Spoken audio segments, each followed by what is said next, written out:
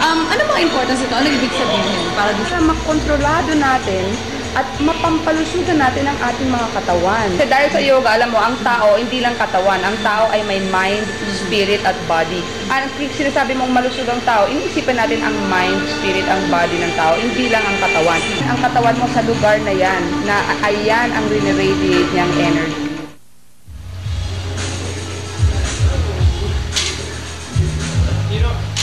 It looks too cold, so can we switch it around? Okay, which two? No, what I mean is not facing it, but the other way. Everybody faces the same way. Yeah. Okay. So it doesn't look too cold. Okay, you're here. This way. And just move up forward. So everybody faces one direction. This way. Okay. So everybody switch. Start the whole thing in the shot. First here. Right here. Okay. Yeah. Okay. Yeah. Okay. So you have to move back. Come back here. And then move forward. Pretty up on the just good. Right. Undress. Move back. You just turn to the right now. You turn to the right now. Then move up naman. That I think would be better. Okay, does really need to go back a bit? Or it's okay naman there because he's white. This is really okay. I like that. One more. Okay. Yeah, that's true. Yeah, that's what I did, right? Okay, so right foot in front of the left, right foot drop all the way down. Instead of stretching this leg out, flex it around. Bring this hand down here. And now it's quite similar to the other pose. In fact, what Rose is saying is you can actually drop your knee around. No, not even drop. Yeah, okay, but make sure that you're on your toes rather than the sole of the foot down. Which way? Yeah, okay, yeah. There's a bit of an exhausted saltiness there, okay? Look, you, just get there and I'll put the video there, okay? I'll put the video on you. Just get there. Where? It's just there on the behind the clock. I'll see if you can Yeah, it's easier. Just like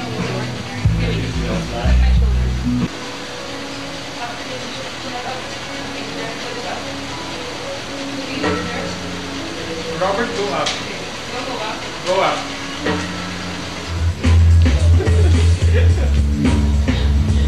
Lovely. Not yet, Graduation. appreciate it. Yeah, that's also nice.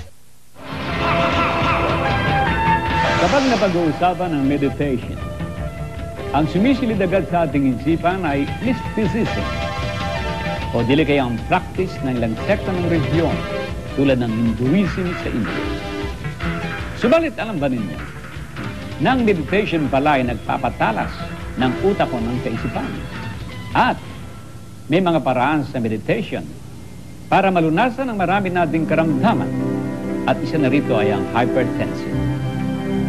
Paano? Nagagawa yan ang meditation, narito po at ating panahon.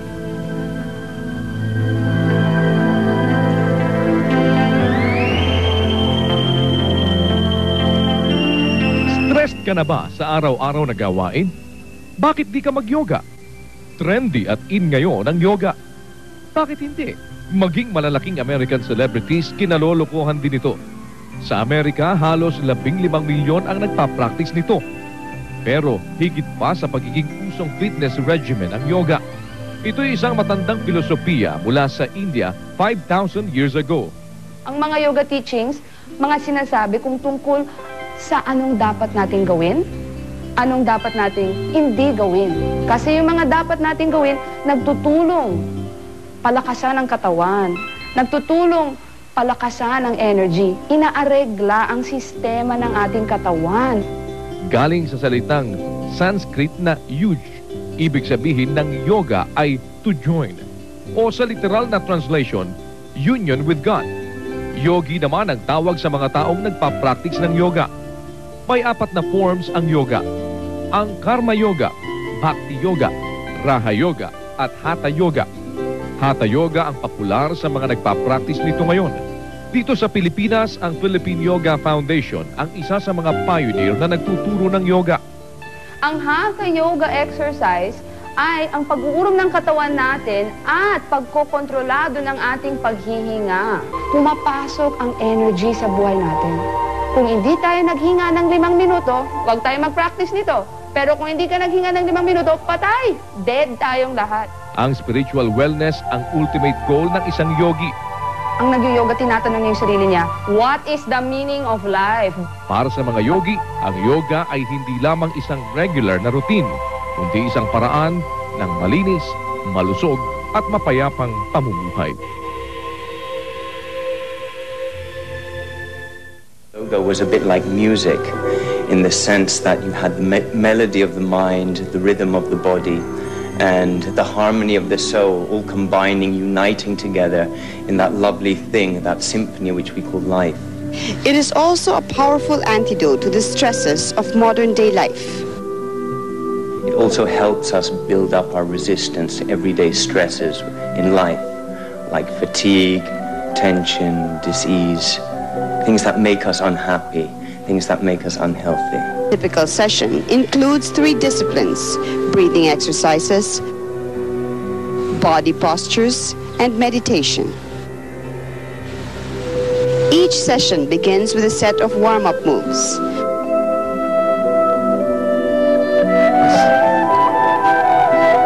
Everybody can practice yoga, but it's not to say that yoga is for everybody.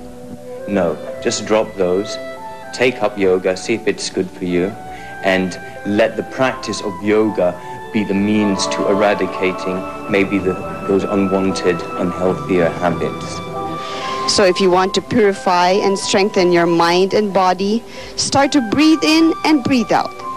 Then relax, yoga style.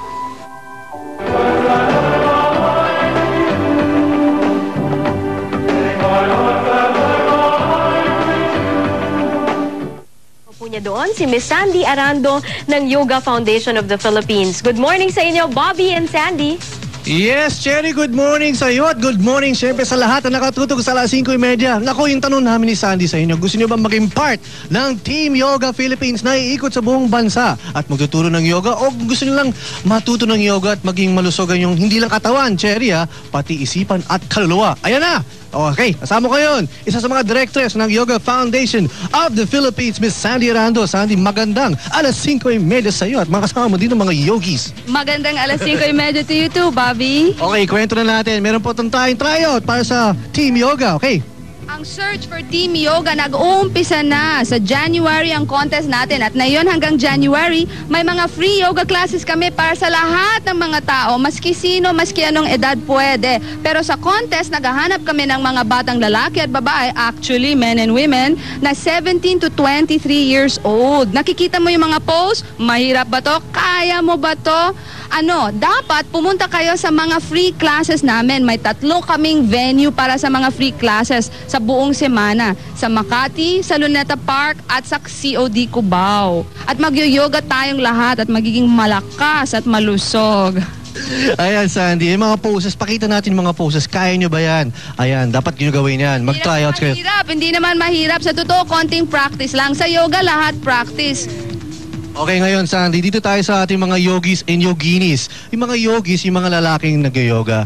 Yogini, yung mga babae. Babae. Okay, Cherry, itong yoga pag-usapan natin. Siyempre, marami sa ating mga kabayan alam na yung yoga, pero ulitin lang natin yung mga benepisyo ng yoga, hindi lang pang physical, di ba? Pang mental rin, di ba? Alam mo, ang yoga 4,000 years old na siya. At oo, pag nagsasabi ka ng yoga, iniisipin mo yung katawan mo, yung kaluluwa mo, at yung mga nararamdaman mong mga emotions, mga feelings. Ang yogi, hinahanap niya ang kalusugan sa lahat nito, hindi lang sa katawan. So kung naghahanap ka ng malusog na katawan, mangyayari rin yan sa yoga. Pero sa totoo, ang hinahanap mo ay pampalakas ng brain power, ng concentration. Paano naman gagawa yung brain power? Well, alam mo, may secret kami sa yoga, ang paghihinga. Yun, paghihinga mga kabayan. Hindi nyo na take for granted na humihinga tayo araw-araw. Sa yoga, hindi lang yung paggagalaw, yung pagkontrol ng iyong paghinga. Sige, Sandy. Isipin naman natin, lahat tayo. Kung hindi tayo naghinga ng 4 na minuto, anong mangyayari sa atin? Patay tayo lahat. Lahat. Pero hindi tayo naninervyos, di ba? Hindi ka naman naglalakad dyan. Ay, baka hindi ako maghinga. Anong mangyayari? Pero sa totoo, grabe ang pagka-importante ng paghihinga sa buhay natin. At ang nag-yoga, alam niya yan. So, kapag nanonood ka sa mga nag-exercise ng yoga, baka hindi mo alam, ang paghihinga nila ang iisang pinag-iisipan nila. Yun yung importante yan. Kahit na ganyan mga posing nila, yung breathing nila ang importante mga kabayan. Ngayon, sa mga kabayan naman natin dyan na gusto lang mag-relieve ng stress o kaya weight loss, pangpapayat, yoga, okay ba? Of course, mangyayari rin to. Kasi alam ng nagyoyogi, kung gusto mong maghanap ng kaligayahan, kailangan muna malusog ang katawan mo. Imposible namang mag-isip ka ng mabuti at maglapit ka sa kaluluwa mo sa Diyos nang may sakit ang katawan mo. Kapag may katika. Kailangan malakas ang katawan mo na at malusog. So kung naghahanap ka ng pang-diet, pang-exercise, totoo, mangyayari naman to sa yoga. Pero ang mangyayaring magic ay mas marami ang mangyayari sa buhay mo. Ang website namin, www.yogafound.com. Ito ang Filipino website natin. Tayo talaga mga Pilipino ang nagtatakbo nitong website na to. At sa habang panahon, in the next 2 years, nationwide to. Magyo-yoga tayo dyan sa taas, dyan sa baba. Lahat ng Pilipinas magyo-yoga tayo. So, magtanong ka lang dyan sa website, may telephone number at yung mga class schedule at dyan kami maaabutan ng lahat ng mga tao.